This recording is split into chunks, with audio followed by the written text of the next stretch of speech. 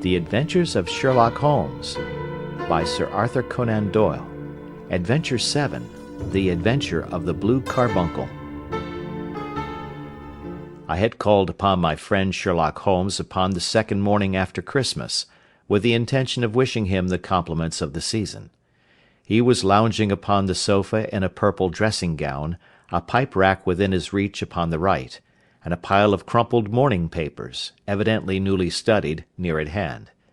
Beside the couch was a wooden chair, and on the angle of the back hung a very seedy and disreputable hard felt hat, much the worse for wear, and cracked in several places. A lens and a forceps lying upon the seat of the chair suggested that the hat had been suspended in this manner for the purpose of examination. "You are engaged," said I. "Perhaps I interrupt you." "Not at all. I am glad to have a friend with whom I can discuss my results. The matter is a perfectly trivial one." He jerked his thumb in the direction of the old hat. "But there are points in connection with it which are not entirely devoid of interest and even of instruction." I seated myself in his armchair and warmed my hands before his crackling fire, for a sharp frost had set in, and the windows were thick with the ice crystals. "I suppose," I remarked, "that, homely as it looks, this thing has some deadly story linked on to it, that it is the clue which will guide you in the solution of some mystery and the punishment of some crime." No crime," said Sherlock Holmes, laughing. "Only one of those whimsical little incidents which will happen when you have 4,000,000 human beings all jostling each other within the space of a few square miles. Amid the action and reaction of so dense a swarm of humanity, every possible combination of events may be expected to take place, and many a little problem will be presented which may be striking and bizarre without being criminal. We already had experience of such." "So much so," I remarked, "that of the last 6 cases which I have added to my notes, 3 have been entirely free of any legal crime." "Precisely. You allude to my attempt to recover the Irene Adler papers, to the singular case of Miss Mary Sutherland, and to the adventure of the man with the twisted lip. Well, I have no doubt that this small matter will fall into the same innocent category. You know Peterson, the commissionaire?" "Yes." "It is to him that this trophy belongs?" "It is his hat." No, he found it. Its owner is unknown. I beg that you will look upon it not as a battered billycock, but as an intellectual problem. And first, as to how it came here. It arrived upon Christmas morning, in company with good fat goose, which is, I have no doubt, roasting at this moment in front of Peterson's fire.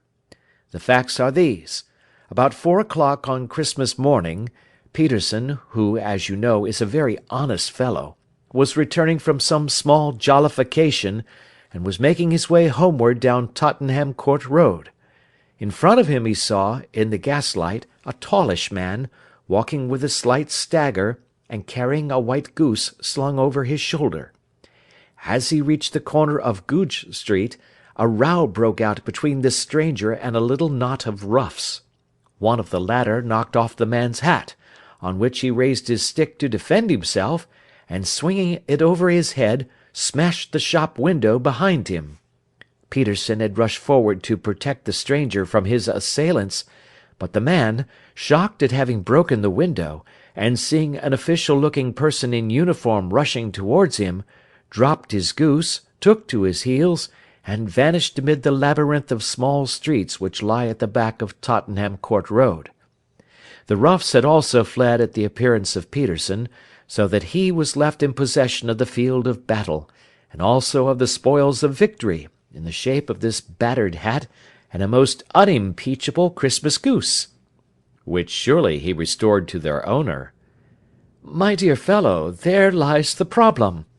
It is true that 'For Mrs. Henry Baker' was printed upon a small card which was tied to the bird's left leg, and it is also true that the initials H.B.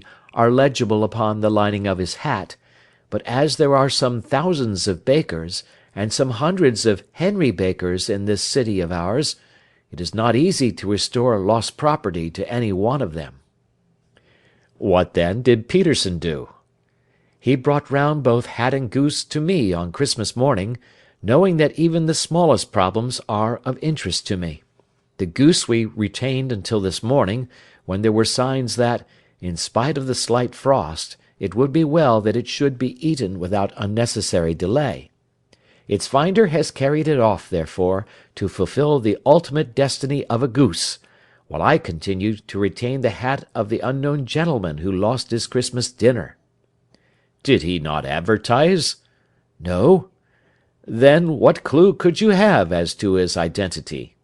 "Only as much as we can deduce." "From his hat?" "Precisely." "But you are joking. What can you gather from this old battered felt?" "Here is my lens. You know my methods. What can you gather yourself as to the individuality of the man who has worn this article?" I took the tattered object in my hands, and turned it over rather ruefully. It was a very ordinary black hat of the usual round shape, hard and much the worse for wear. The lining had been of red silk, but was a good deal discoloured. There was no maker's name, but, as Holmes had remarked, the initials H.B. were scrawled upon one side. It was pierced in the brim for a hat securer, but the elastic was missing.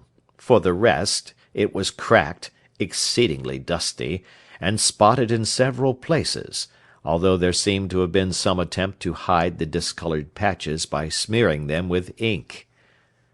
"I can see nothing," said I, handing it back to my friend. "On the contrary, Watson, you can see everything. You fail, however, to reason from what you see. You are too timid in drawing your inferences." "Then pray tell me what it is that you can infer from this hat." He picked it up, and gazed at it in the peculiar introspective fashion which was characteristic of him.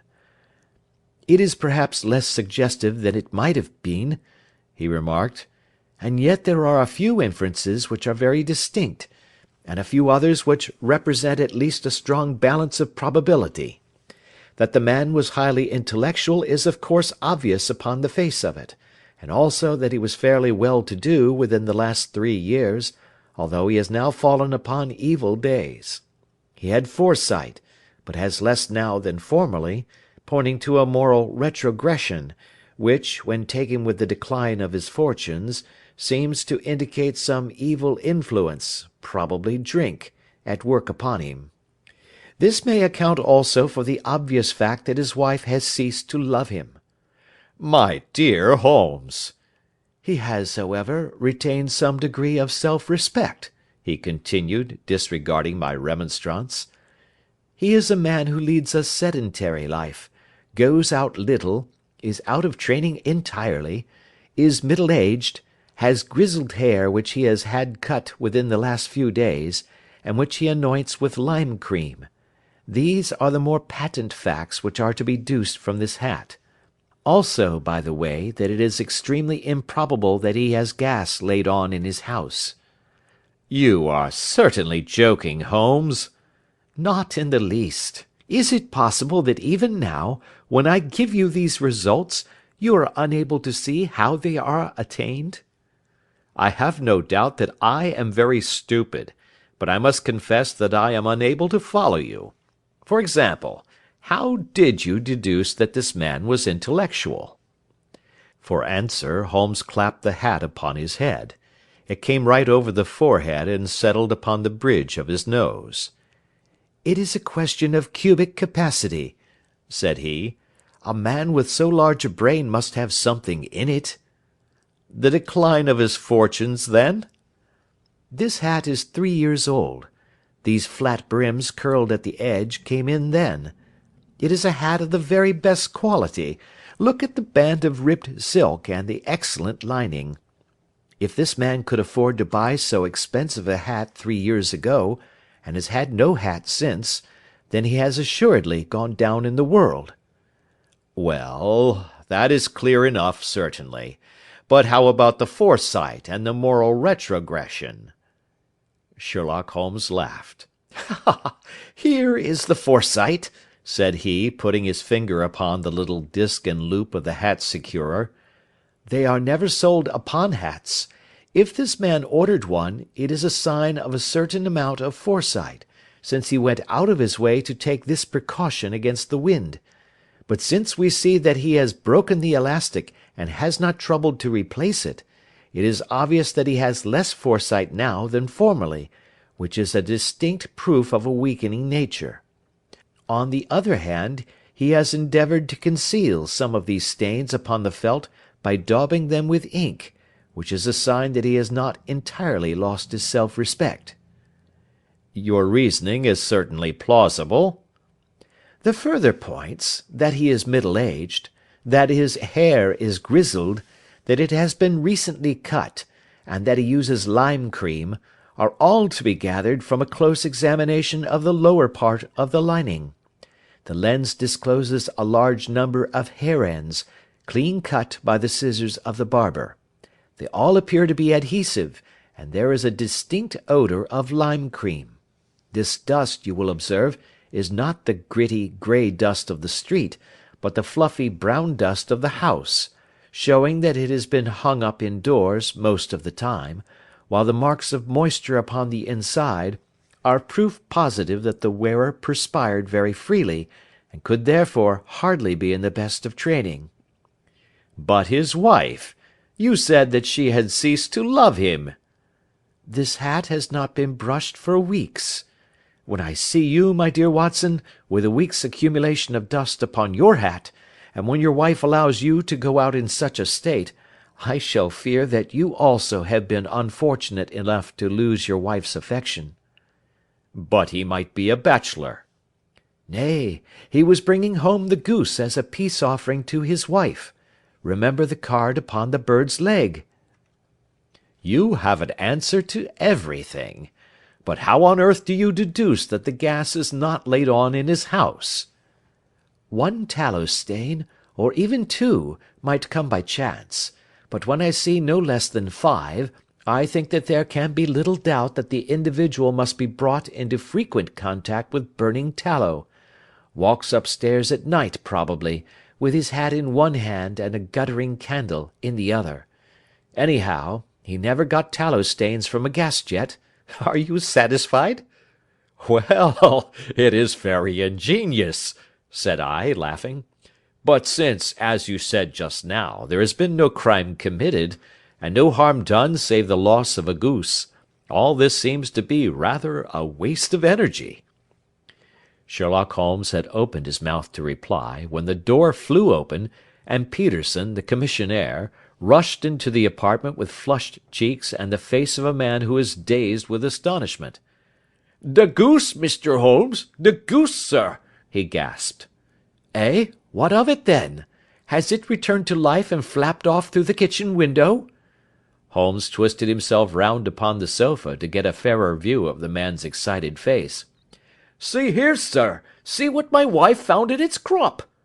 He held out his hand, and displayed upon the centre of the palm a brilliantly scintillating blue stone, rather smaller than a bean in size, but of such purity and radiance that it twinkled like an electric point in the dark hollow of his hand.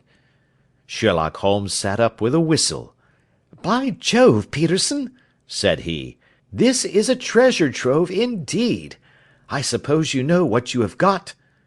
"A diamond, sir! A precious stone! It cuts into glass as though it were putty." "It's more than a precious stone. It is the precious stone." "Not the Countess of Morcar's Blue Carbuncle!" I ejaculated. "Precisely so. I ought to know its size and shape, seeing that I have read the advertisement about it in the Times every day lately. It is absolutely unique, and its value can only be conjectured, but the reward offered of £1,000 is certainly not within a 20th part of the market price." £1,000! Great Lord of mercy! The commissionaire plumped down into a chair, and stared from one to the other of us. "That is the reward, and I have reason to know that there are sentimental considerations in the background which would induce the Countess to part with half her fortune if she could but recover the gem." "It was lost, if I remember aright, at the Hotel Cosmopolitan," I remarked. "Precisely so, on December 22nd, just 5 days ago. John Horner, a plumber, was accused of having abstracted it from the lady's jewel case. The evidence against him was so strong that the case has been referred to the assizes. I have some account of the matter here, I believe." He rummaged amid his newspapers, glancing over the dates, until at last he smoothed one out, doubled it over, and read the following paragraph: "Hotel Cosmopolitan jewel robbery. John Horner, 26, plumber, was brought up upon the charge of having upon the 22nd instant abstracted from the jewel case of the Countess of Morcar the valuable gem known as the Blue Carbuncle. James Ryder, upper attendant at the hotel, gave his evidence to the effect that he had shown Horner up to the dressing room of the Countess of Morcar upon the day of the robbery, in order that he might solder the second bar of the grate, which was loose. He had remained with Horner some little time, but had finally been called away. On returning, he found that Horner had disappeared, that the bureau had been forced open, and that the small morocco casket in which, as it afterwards transpired, the Countess was accustomed to keep her jewel, was lying empty upon the dressing-table. Ryder instantly gave the alarm, and Horner was arrested the same evening, but the stone could not be found either upon his person or in his rooms. Catherine Cusack, maid to the Countess, deposed to having heard Ryder's cry of dismay on discovering the robbery, and to having rushed into the room, where she found matters as described by the last witness. Inspector Bradstreet, B Division, gave evidence as to the arrest of Horner, who struggled frantically, and protested his innocence in the strongest terms. Evidence of a previous conviction for robbery having been given against the prisoner, the magistrate refused to deal summarily with the offence, but referred it to the assizes. Horner, who had shown signs of intense emotion during the proceedings, fainted away at the conclusion, and was carried out of court. So much for the police court," said Holmes thoughtfully, tossing aside the paper. "The question for us now to solve is the sequence of events leading from a rifled jewel case, at one end, to the crop of a goose in Tottenham Court Road, at the other. You see, Watson, our little deductions have suddenly assumed a much more important and less innocent aspect. Here is the stone.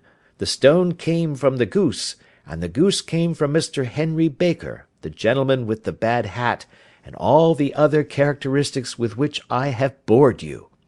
So now we must set ourselves very seriously to finding this gentleman, and ascertaining what part he has played in this little mystery. To do this, we must try the simplest means first, and these lie undoubtedly in an advertisement in all the evening papers. If this fail, I shall have recourse to other methods." "What will you say?" "Give me a pencil and that slip of paper. Now then, found at the corner of Goodge Street, a goose and a black felt hat. Mr. Henry Baker can have the same by applying at 6:30 this evening at 221B, Baker Street. That is clear and concise." "Very. But will he see it?" "Well, he is sure to keep an eye on the papers, since, to a poor man, the loss was a heavy one. He was clearly so scared by his mischance in breaking the window, and by the approach of Peterson, that he thought of nothing but flight. But since then he must have bitterly regretted the impulse which caused him to drop his bird. Then again, the introduction of his name will cause him to see it, for every one who knows him will direct his attention to it. Here you are, Peterson. Run down to the advertising agency and have this put in the evening papers." "In which, sir?" "Oh, in the Globe, Star, Pall Mall, St. James's, Evening News, Standard, Echo, and any others that occur to you." "Very well, sir. And this stone?" "Ah, yes. I shall keep the stone. Thank you. And I say, Peterson, just buy a goose on your way back and leave it here with me, for we must have one to give to this gentleman in place of the one which your family is now devouring." When the commissionaire had gone, Holmes took up the stone and held it against the light. "It's a bonny thing," said he. "Just see how it glints and sparkles. Of course it is the nucleus and focus of crime. Every good stone is. They are the devil's pet baits. In the larger and older jewels, every facet may stand for a bloody deed. This stone is not yet 20 years old. It was found in the banks of the Amoy River in southern China, and is remarkable in having every characteristic of the carbuncle, save that it is blue in shade instead of ruby red. In spite of its youth, it has already a sinister history. There have been 2 murders, a vitriol throwing, a suicide, and several robberies brought about for the sake of this 40-grain weight of crystallized charcoal. Who would think that so pretty a toy would be a purveyor to the gallows and the prison? I'll lock it up in my strong box now and drop a line to the Countess to say that we have it." "Do you think that this man Horner is innocent?" "I cannot tell." "Well, then, do you imagine that this other one, Henry Baker, had anything to do with the matter?" "It is, I think, much more likely that Henry Baker is an absolutely innocent man, who had no idea that the bird which he was carrying was of considerably more value than if it were made of solid gold. That, however, I shall determine by a very simple test, if we have an answer to our advertisement." "And you can do nothing until then?" "Nothing." "In that case I shall continue my professional round. But I shall come back in the evening at the hour you have mentioned, for I should like to see the solution of so tangled a business." "Very glad to see you. I dine at 7. There is a woodcock, I believe. By the way, in view of recent occurrences, perhaps I ought to ask Mrs. Hudson to examine its crop." I had been delayed at a case, and it was a little after 6:30 when I found myself in Baker Street once more. As I approached the house I saw a tall man in a Scotch bonnet, with a coat which was buttoned up to its chin, waiting outside in the bright semicircle which was thrown from the fanlight. Just as I arrived the door was opened, and we were shown up together to Holmes's room. "Mr. Henry Baker, I believe," said he, rising from his arm-chair and greeting his visitor with the easy air of geniality which he could so readily assume. "Pray take this chair by the fire, Mr. Baker. It is a cold night, and I observe that your circulation is more adapted for summer than for winter. Ah, Watson, you have just come at the right time. Is that your hat, Mr. Baker?" "Yes, sir, that is undoubtedly my hat." He was a large man, with rounded shoulders, a massive head, and a broad, intelligent face, sloping down to a pointed beard of grizzled brown. A touch of red in nose and cheeks, with a slight tremor of his extended hand, recalled Holmes's surmise as to his habits. His rusty black frock-coat was buttoned right up in front, with the collar turned up, and his lank wrists protruded from his sleeves without a sign of cuff or shirt. He spoke in a slow staccato fashion, choosing his words with care, and gave the impression generally of a man of learning and letters, who had had ill usage at the hands of fortune. "We have retained these things for some days," said Holmes, "because we expected to see an advertisement from you giving your address. I am at a loss to know why you did not advertise." Our visitor gave a rather shamefaced laugh. "Shillings have not been so plentiful with me as they once were," he remarked. "I had no doubt that the gang of roughs who assaulted me had carried off both my hat and the bird. I did not care to spend more money in a hopeless attempt at recovering them." "Very naturally. By the way, about the bird, we were compelled to eat it." "To eat it!" Our visitor half rose from his chair in his excitement. Yes, it would have been of no use to any one had we not done so. But I presume that this other goose upon the sideboard, which is about the same weight and perfectly fresh, will answer your purpose equally well?" "Oh, certainly, certainly," answered Mr. Baker, with a sigh of relief. "Of course, we still have the feathers, legs, crop, and so on of your own bird, so if you wish—" The man burst into a hearty laugh. "They might be useful to me as relics of my adventure," said he, "but beyond that I can hardly see what use the disjecta membra of my late acquaintance are going to be to me. No, sir, I think that, with your permission, I will confine my attentions to the excellent bird which I perceive upon the sideboard." Sherlock Holmes glanced sharply across at me with a slight shrug of his shoulders. "There is your hat, then, and there your bird," said he. "By the way, would it bore you to tell me where you got the other one from? I am somewhat of a fowl fancier, and I have seldom seen a better grown goose." "Certainly, sir," said Baker, who had risen and tucked his newly gained property under his arm. "There are a few of us who frequent the Alpha Inn, near the museum. We are to be found in the museum itself during the day, you understand. This year our good host, Windigate by name, instituted a goose club, by which, on consideration of some few pence every week, we were each to receive a bird at Christmas. My pence were duly paid, and the rest is familiar to you. I am much indebted to you, sir, for a Scotch bonnet is fitted neither to my years nor my gravity." With a comical pomposity of manner, he bowed solemnly to both of us, and strode off upon his way. "So much for Mr. Henry Baker," said Holmes, when he had closed the door behind him. "It is quite certain that he knows nothing whatever about the matter. Are you hungry, Watson?" "Not particularly." "Then I suggest that we turn our dinner into a supper, and follow up this clue while it is still hot." "By all means." It was a bitter night, so we drew on our ulsters and wrapped cravats about our throats. Outside, the stars were shining coldly in a cloudless sky, and the breath of the passers-by blew out into smoke like so many pistol shots. Our footfalls rang out crisply and loudly as we swung out through the Doctor's Quarter, Wimpole Street, Harley Street, and so through Wigmore Street into Oxford Street.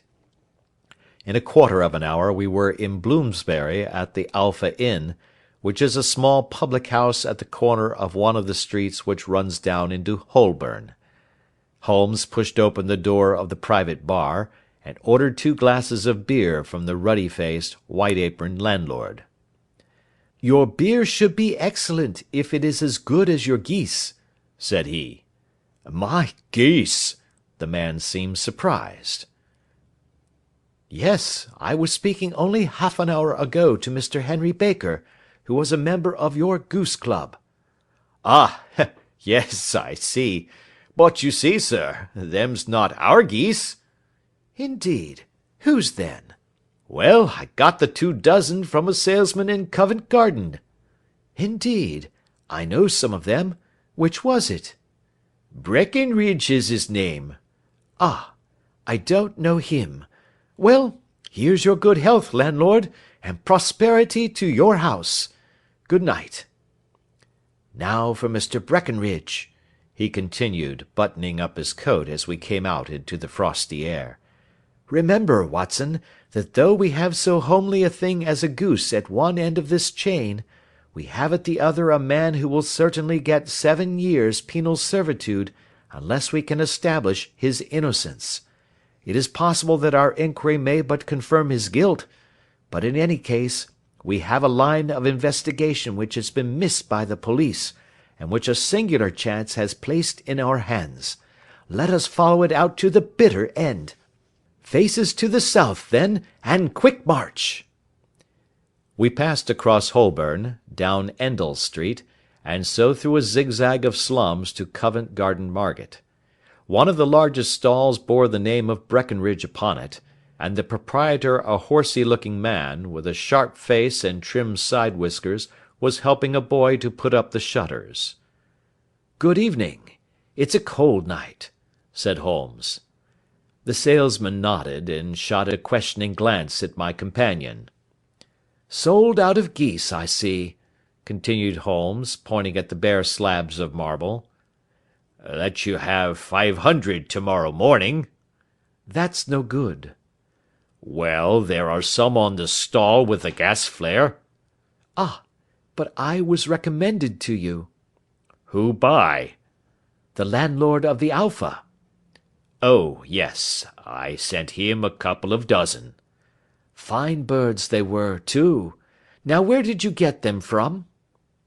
To my surprise the question provoked a burst of anger from the salesman. "Now then, mister," said he, with his head cocked and his arms akimbo, "what are you driving at? Let's have it straight now." "It is straight enough. I should like to know who sold you the geese which you supplied to the Alpha." "Well then, I shan't tell you. So now." "Oh, it is a matter of no importance, but I don't know why you should be so warm over such a trifle." "Warm? You'd be as warm, maybe, if you were as pestered as I am. When I pay good money for a good article there should be an end of the business. But it's 'Where are the geese?' and 'Who did you sell the geese to?' and 'What will you take for the geese?' One would think they were the only geese in the world, to hear the fuss that is made over them." "Well, I have no connection with any other people who have been making enquiries," said Holmes carelessly. "If you won't tell us, the bet is off, that is all. But I'm always ready to back my opinion on a matter of fowls, and I have a fiver on it that the bird I ate is country bred." "Well, then, you've lost your fiver, for it's town bred," snapped the salesman.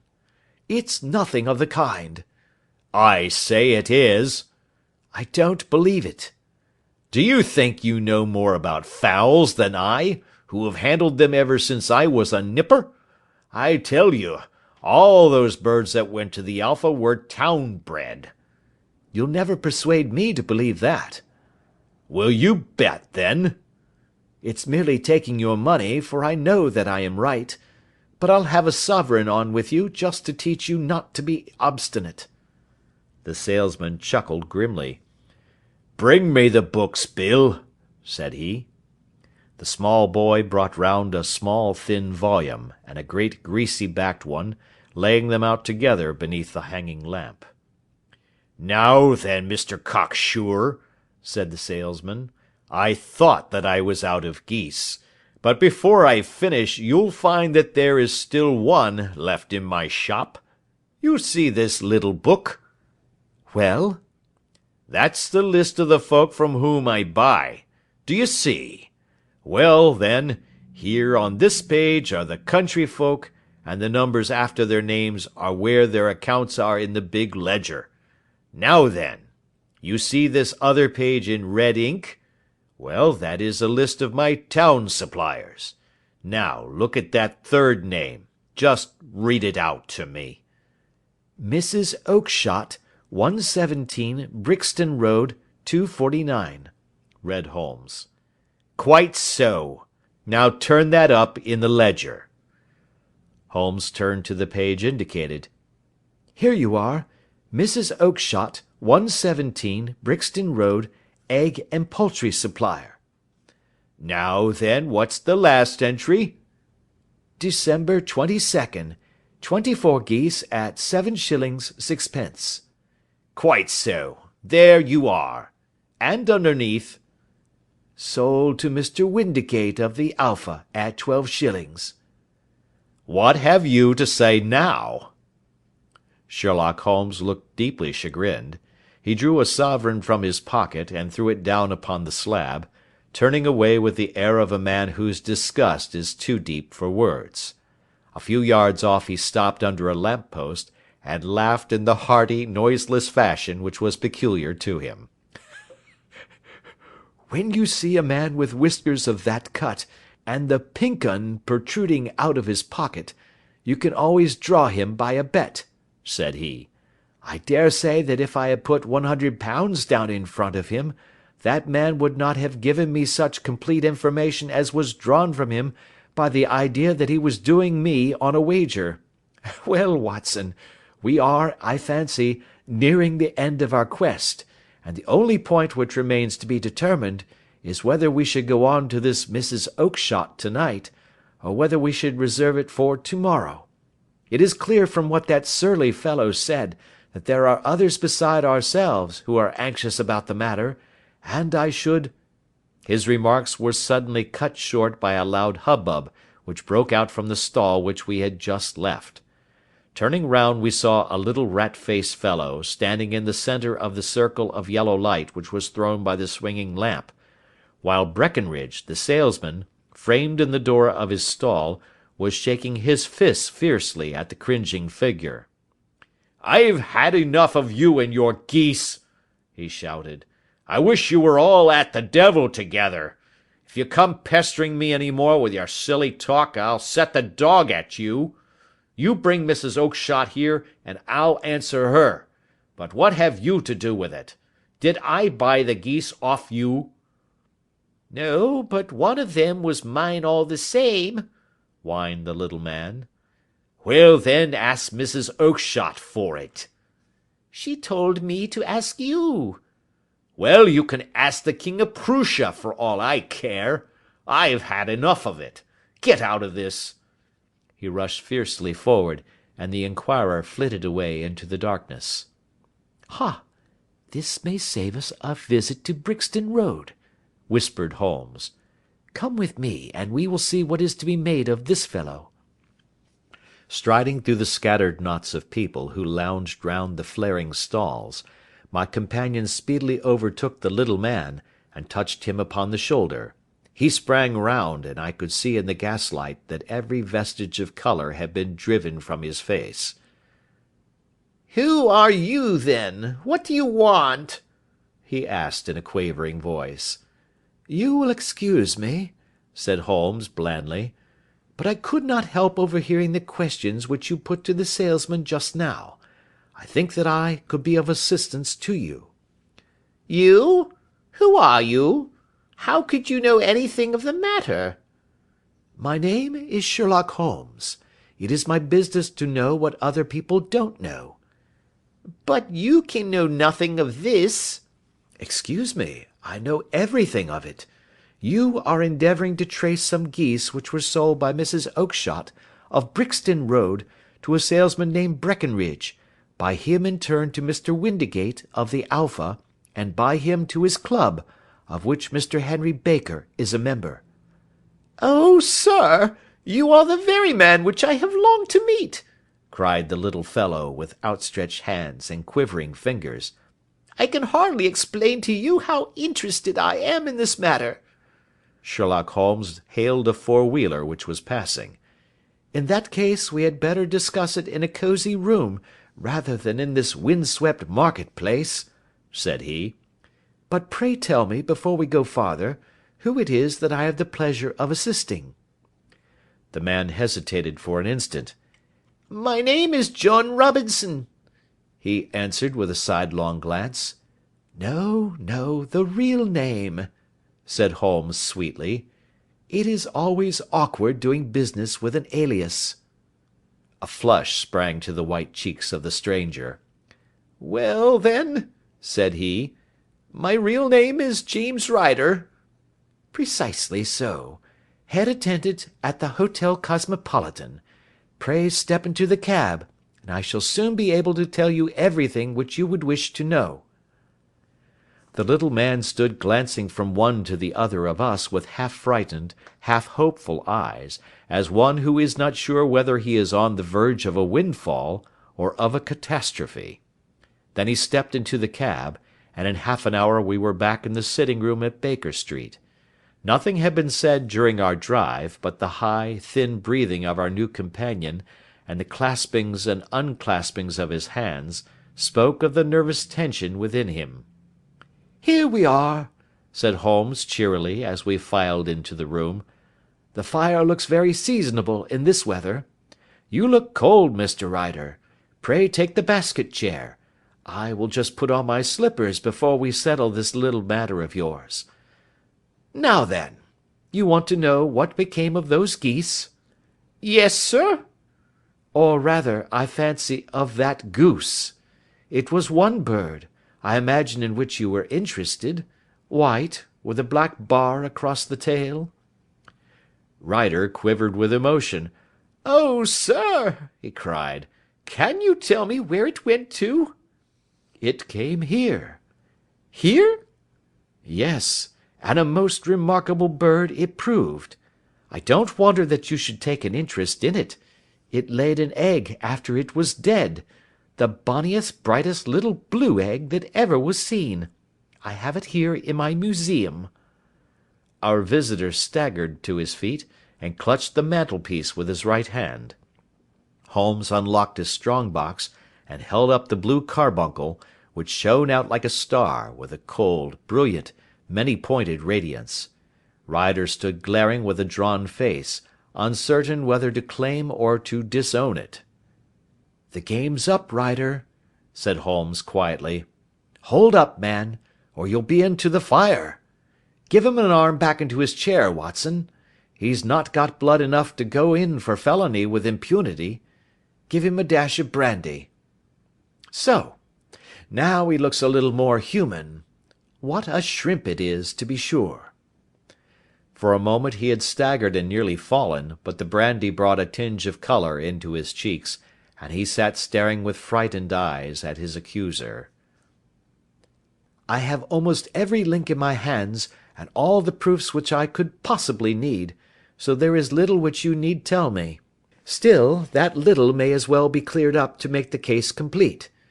You had heard, Ryder, of this blue stone of the Countess of Morcar's?" "It was Catherine Cusack who told me of it," he said in a cracking voice. "I see. Her ladyship's waiting maid.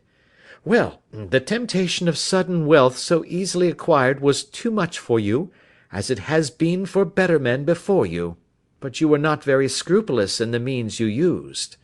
It seems to me, Ryder, that there is the making of a very pretty villain in you.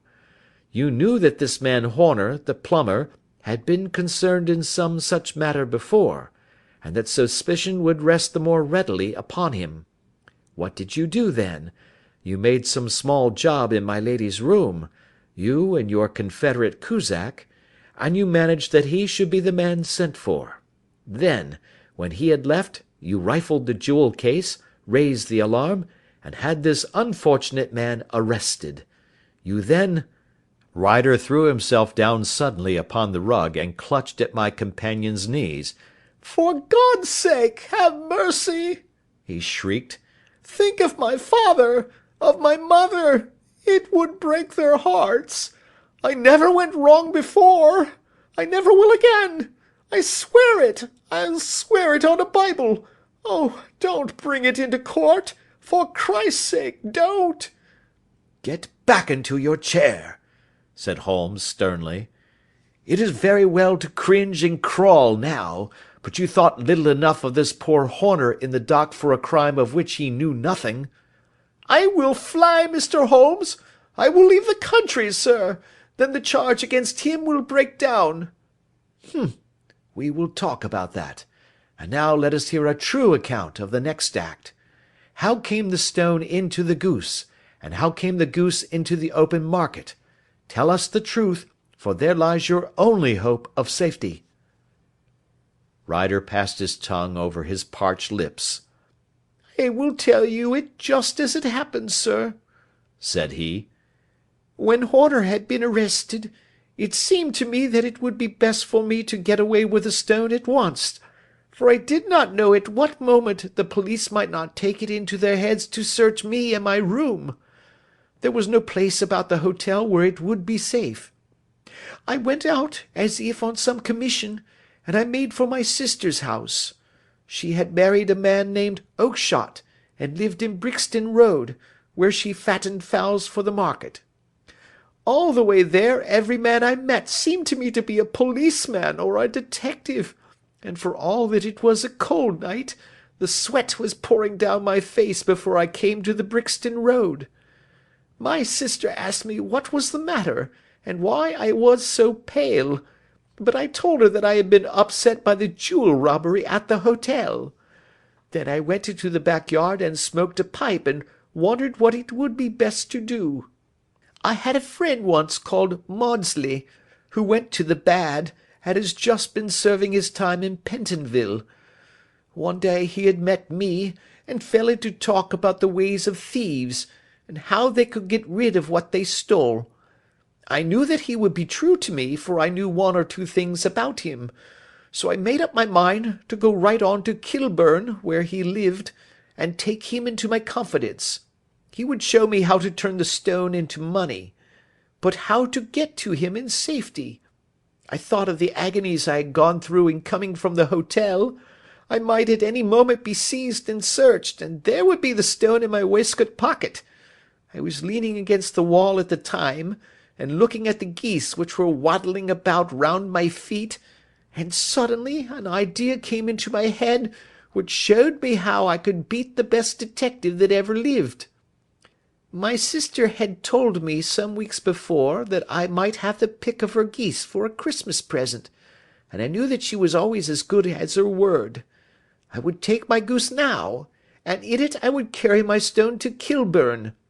There was a little shed in the yard, and behind this I drove one of the birds, a fine big one, white, with a barred tail.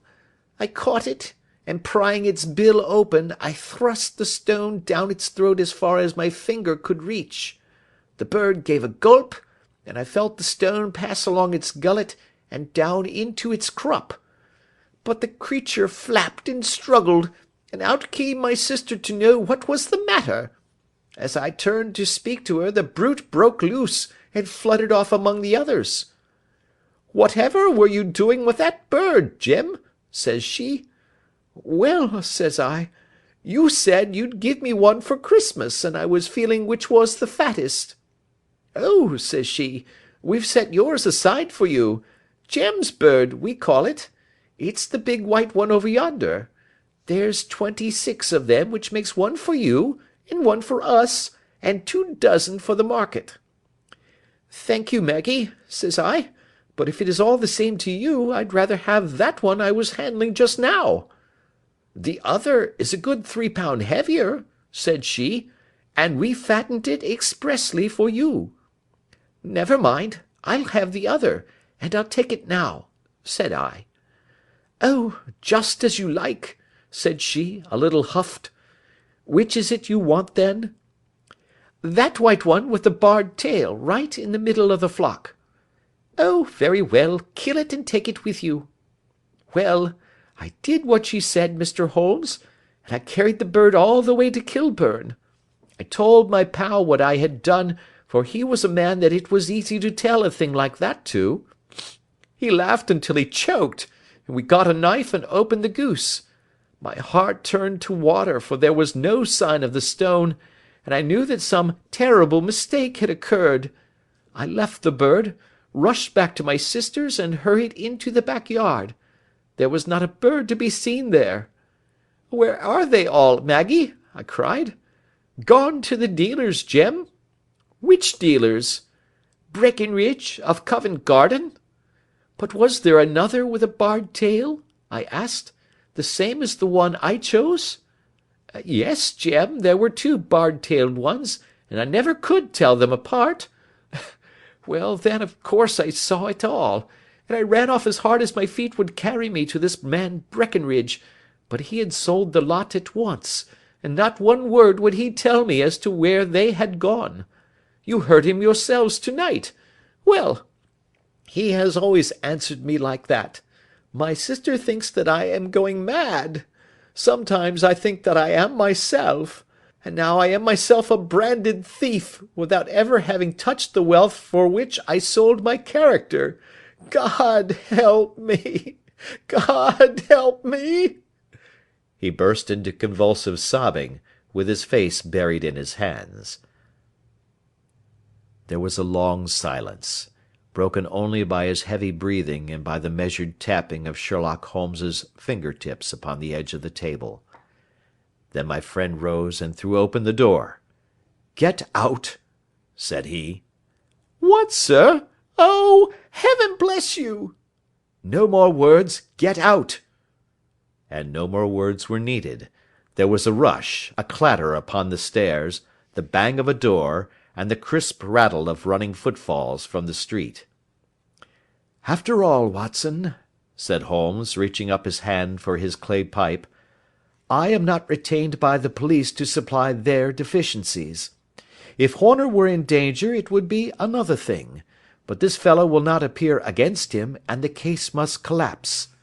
I suppose that I am commuting a felony, but it is just possible that I am saving a soul. This fellow will not go wrong again. He is too terribly frightened. Send him to jail now, and you will make him a jailbird for life. Besides, it is the season of forgiveness. Chance has put in our way a most singular and whimsical problem, and its solution is its own reward. If you will have the goodness to touch the bell, Doctor, we will begin another investigation, in which also a bird will be the chief feature." End of Adventure 7.